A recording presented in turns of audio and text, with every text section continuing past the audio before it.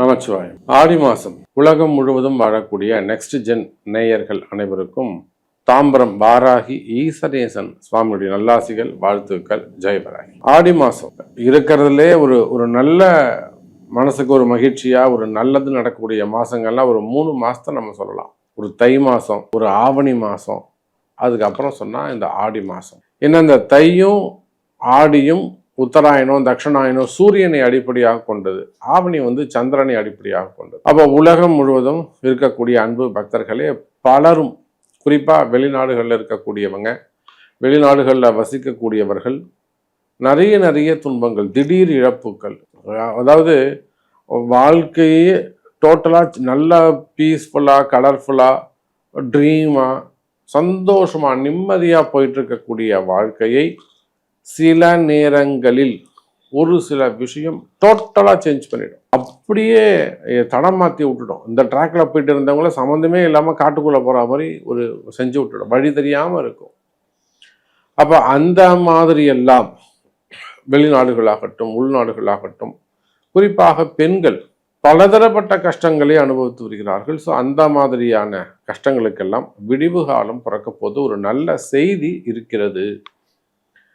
அப்போ நிச்சயமா பிறக்கக்கூடிய இந்த ஆடி மாதம் உலகம் முழுவதும் வாழக்கூடிய அன்பு பக்தர்களே நிறைய சேஞ்சஸ். கடகத்துல குரு இருக்காரு, குரு கூட சேரக்கூடிய சூரியன் எப்பேற்பட்ட விஷயங்களையும் காரியத்தையும் செய்து முடிக்கக்கூடிய பெரும் ஆற்றல் உங்களுக்கு அது கிடைக்கும்.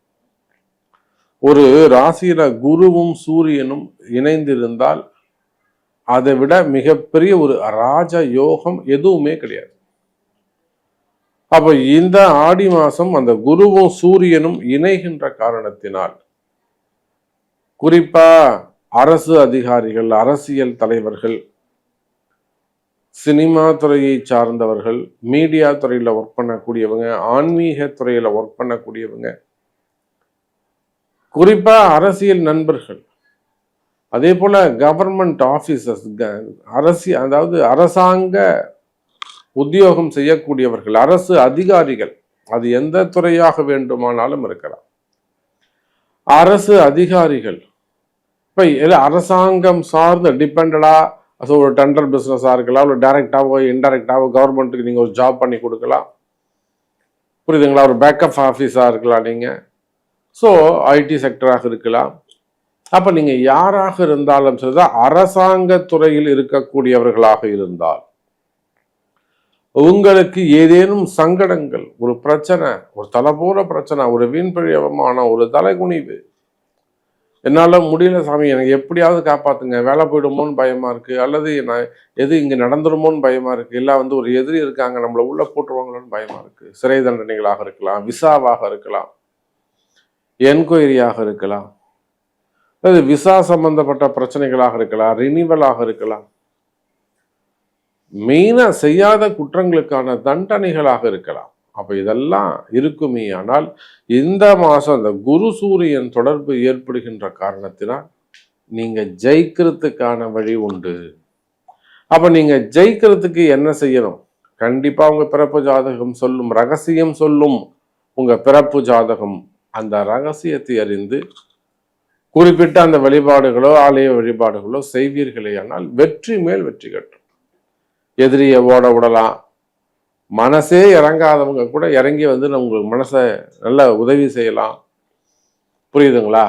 முக்கியமா அப்படி அந்த விளிம்புல கார்னர்ல எண்டில் போய் நிக்கிற சாமி, கொஞ்சம் கை கொடுத்தீங்கன்னா என்னை தூக்கி விட்டீங்கன்னா உள்ள வந்துடுவேன் நான், எப்படியாவது என் குடும்பத்தை காப்பாத்துங்க, எப்படியாவது என் வேலையை காப்பாத்துங்க, எப்படியாவது என் தொழிலை காப்பாத்துங்க, எப்படியாவது என் மனைவியை காப்பாத்துங்க. இந்த மாதிரி கடைசி கஷ்டத்தில் இருக்கக்கூடியவர்களுக்கு கூட இந்த ஆடி மாசம் கை கொடுக்க போகிறது குரு சூரியன் தொடர்பு. அப்போ உங்க ராசிக்கு என்ன செய்யுங்கிறத பார்த்துடலாம் பாருங்க. ரிஷப ராசிக்கு இந்த குரு சூரியன் சேர்க்கை நல்ல யோகத்தை கொடுக்க போகுது. பொதுவா ரிஷபராசிக்கு ஏன் நிறைய காரிய தடைகள், கால தாமதம், இன்னும் சொல்லப்போனா ஒரு சில ரிஷபராசி என்பர்கள் சோர்ந்து போய் உட்காந்துருவாங்க, என்னால முடியல, சாமி கொடுத்தா கொடுக்குறாரு, கொடுக்காட்டி போறாரு, போங்க பார்த்துக்கலாம் அப்படிங்கிற மாதிரி ஒரு விரக்தியான சூழ்நிலைக்கு வந்துருவாங்க.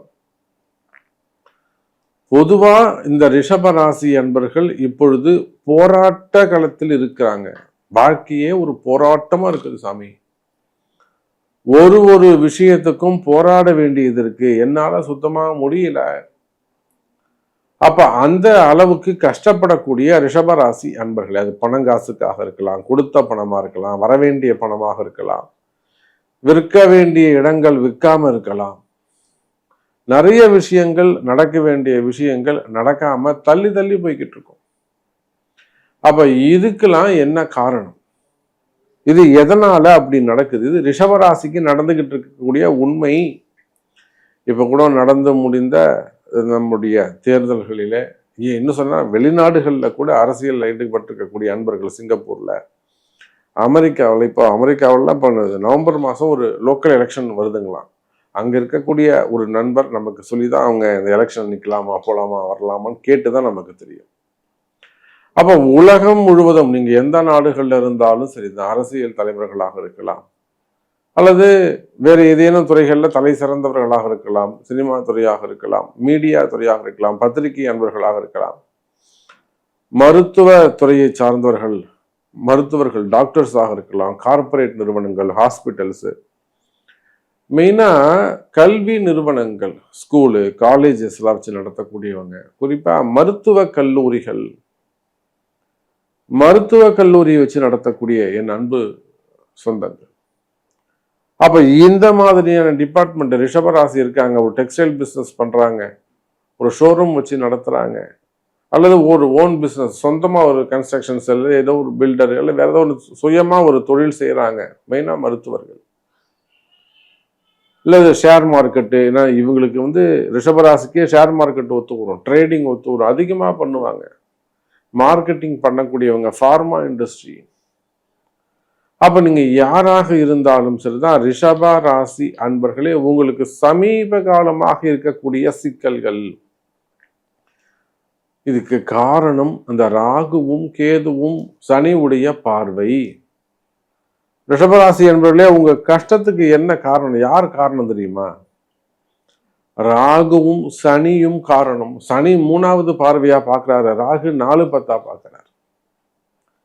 4-10 என்பது ராகு கேதுக்கு மையப்புள்ளியில போய் உட்காந்துக்கிட்டீங்க, மாட்டிக்கிட்டீங்க.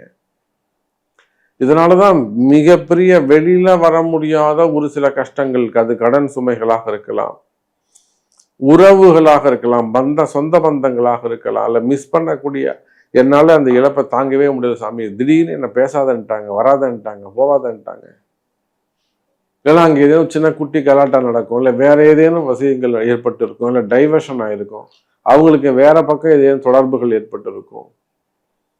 அது செய்யும் தொழிலாக இருக்கலாம், பிஸ்னஸாக இருக்கலாம், ரிலேஷன்ஷிப்பாக இருக்கலாம், மெயினா உறவு முறைகள், குடும்பம். அப்ப ரிஷபராசி என்பர்கள் எங்கெல்லாம் கஷ்டப்படுறாங்க பாருங்க. நீங்க உலகத்துல எந்த மூலையில் இருந்தாலும், எந்த நாடுகள்ல இருந்தாலும், ரிஷபராசின்னு சொல்லிட்டா நான் சொல்லக்கூடிய இந்த கஷ்டங்கள் அவங்களுக்கு இருந்துகிட்டு தான் இருக்கு.